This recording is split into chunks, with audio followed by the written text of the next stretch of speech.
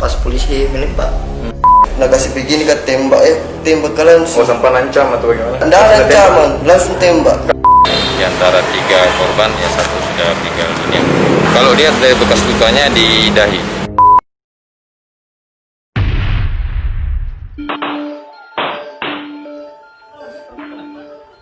Kasus penembakan terhadap warga oleh oknum aparat kepolisian kembali terulang di Makassar.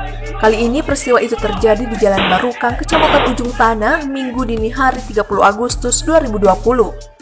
Ironisnya dari 3 warga yang menjadi korban, 1 diantaranya telah meninggal dunia akibat luka tembak di kepala.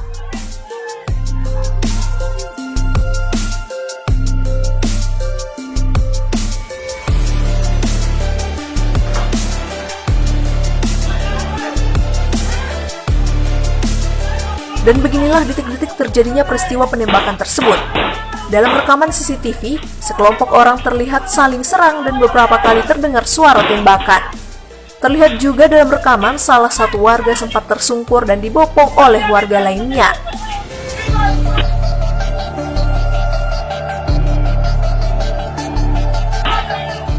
Kejadian ini berawal dari insiden antara 3 oknum anggota Polsek Ujung Tanah dengan beberapa oknum warga di lokasi kejadian. Dalam situasi itu, polisi yang sebelumnya hendak melakukan penyelidikan di lokasi sempat terlibat insiden kecil dengan beberapa oknum warga sampai situasi makin tak terkendali. Hingga akhirnya gabungan personel bantuan dari Polsek Ujung Tanah dan Polres Pelabuhan tiba di lokasi. Dalam situasi inilah insiden penembakan itu terjadi.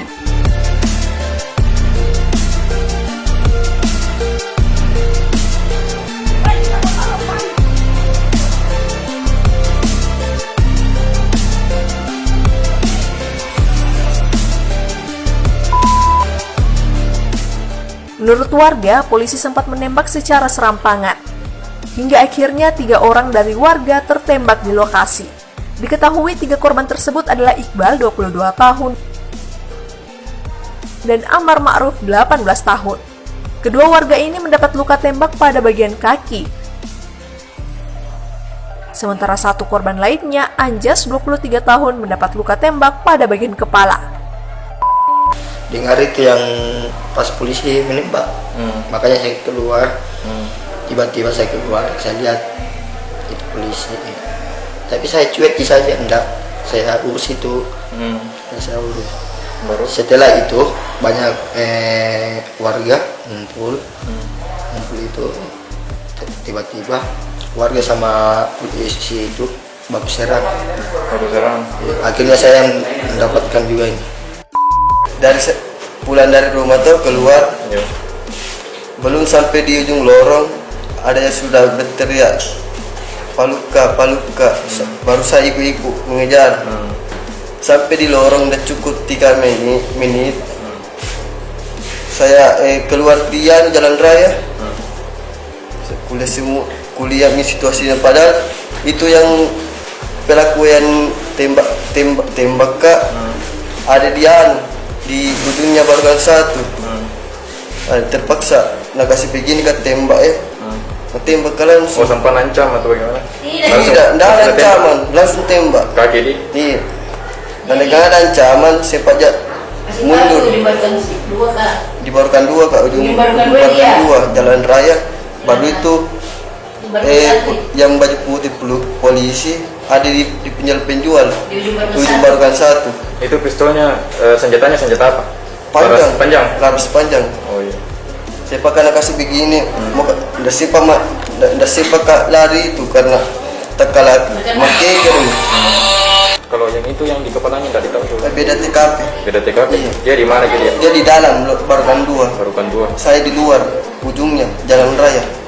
Tapi ini tidak tahu penyebabnya apa. Iya. Kenapa bisa begitu? Tahu Bu, saya belum tahu juga penyebab, belum bilang apa kasih begini. Meski memiliki versi sedikit berbeda, aparat kepolisian tak menampik terkait peristiwa penembakan tersebut. Saat ini Polda Sulsel masih melakukan pendalaman terkait kasus ini. Beberapa oknum anggota yang diduga sebagai pelaku penembakan juga telah menjalani pemeriksaan di Mako Polda Sulsel. Jadi sementara ini kita lagi dalami peran daripada anggota yang melakukan penembakan. ketika menyelamatkan salah satu anggota yang terkurung ketika melakukan penyidikan masalah pengeroyokan. Nah, ini masih kita dalami, sementara masih diperiksa di Polda.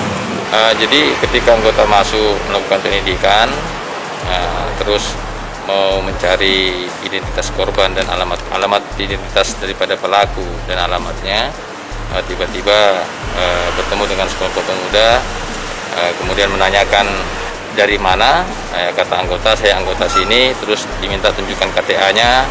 Nah, maka ketika tunjukkan KTA-nya, tiba-tiba anggota ini dipukul dari belakang. Nah, ini pengakuan daripada anggota. Terus ada salah satu pemuda yang berteriak pencuri, sehingga anggota ini lari karena masyarakat kan masih ramai pada saat itu. Akhirnya masyarakat ngejar. Nah, maka ketika dikejar, anggota ini tersudut, tembak. Kebetulan ada anggota patroli yang mengawasi perang kelompok, pada saat di dekat TKP, maka menyelamatkan anggota yang terkurung itu. Para korban yang terkena tembakannya, apakah mereka salah satu dari yang diminta ditanya oleh kepolisian atau mereka masyarakat yang tiba-tiba muncul? Ya, masyarakat yang ikut mengejar karena dibilang ada pencuri. Karena masyarakat juga kita tanya korban, ya saya tidak tahu Pak, katanya pencuri. Ternyata yang dibilang pencuri adalah anggota. Itu tadi pengakuan salah satu korban yang kena luka tembak. Ya, sementara ini masih ada pendalaman di Polda, ya peran daripada anggota masing-masing. Ya, ini seluruh anggota yang hadir kemarin malam pada saat kegiatan penyelamatan anggota yang disandra pada saat itu. Ini diminta keterangan semua oleh Polda. Ada luka atau bagaimana? Untuk anggota yang disandra ada lukanya, ya itu karena pas dikeroyok, gitu kan. Nah, tapi apalagi lukanya alhamdulillah tidak mengakibatkan luka yang fatal. Komunikasi dengan masyarakat saat ini bagaimana Pak? Ya, sementara ini kita lakukan pendekatan terus kepada masyarakat, jangan terprovokasi, dan kita sudah digaransi tadi oleh Bapak Kapolda langsung bahwasanya ini penyidikan transparan dan akan betul-betul ditindak. Memang kalau ada anggota yang melakukan kelalaian ataupun kesengajaan dalam melakukan kegiatan kepolisian. Pasca kejadian, situasi warga di Jalan Barukang belum begitu kondusif. Situasi bahkan sempat kembali menegang pasca Anjas, satu dari korban penembakan, dinyatakan meninggal dunia usai menjalani perawatan intensif. Warga juga sempat melakukan aksi demonstrasi di Polsek Ujung Panah dan Rumah Sakit Bayangkara untuk menuntut pertanggungjawaban. Diketahui korban Anjas menghembuskan nafas terakhir pada pukul 15.30 waktu Indonesia Tengah. Sebelum disemayamkan di rumah duka, korban terlebih dahulu menjalani swab tes dan otopsi untuk kepentingan penyelidikan. Hingga saat ini, jajaran Polda Sulsel masih melakukan penyelidikan mendalam terkait kasus ini. Total Divisi Propam Polda Sulsel telah memeriksa 6 oknum anggota perihal peristiwa tersebut.